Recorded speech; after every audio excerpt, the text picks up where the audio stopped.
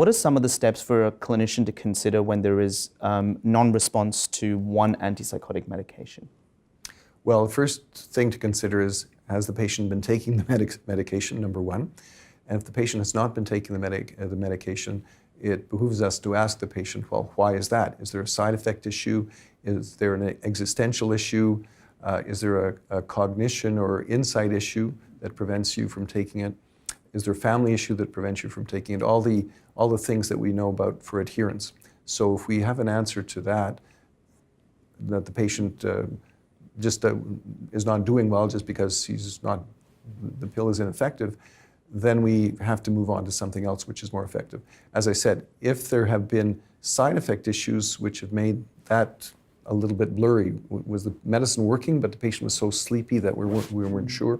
Was the medicine working, or was the patient a little bit akathisic and we weren't sure? Then we should try and correct that. But most of the time, one dopamine blocker doesn't work, you go to another, you go to clozapine, because probably the etiopathology is not the same in the two groups. Okay. Are there any strategies that can be considered before clozapine is initiated? In other words, can polypharmacy be considered, a combination of two antipsychotics, for example, or augmentation strategies? Usually augmentation strategies are disappointing. Unless there is the presence of a clear depressive disorder which can be treated, or there's the presence of a clear anxiety disorder which can be treated, then I think we have a very valid polypharmacy, that is to say, an antipsychotic medication with an antidepressant or some anti-anxiety intervention, or a psychotherapy for that matter, for depression or anxiety.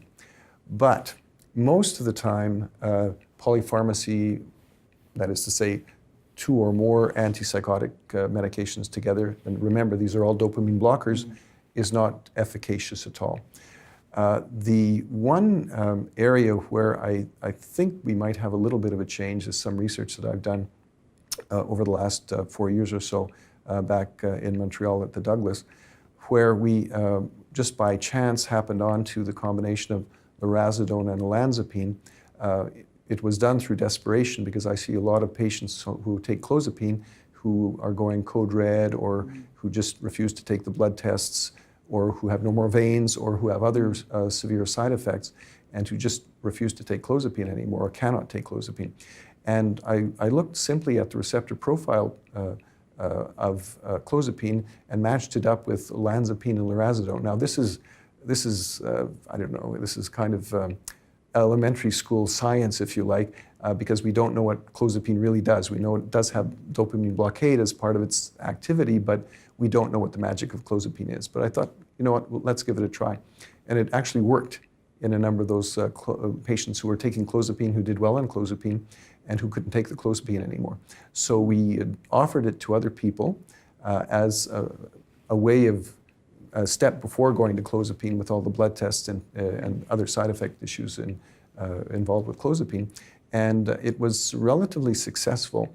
So it's something, I wouldn't say it's a gold standard by any means. I think there's still a lot more work to do, but we have enough confidence in this combination of lurasidone and olanzapine such that we use it throughout our hospital now, both for adolescent patients with psychosis and even in some patients with in the older age group over 65, and of course in the adult group.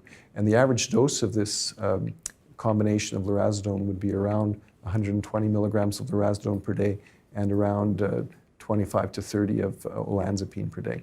Again, it's not clozapine, but in some patients it may be an alternative.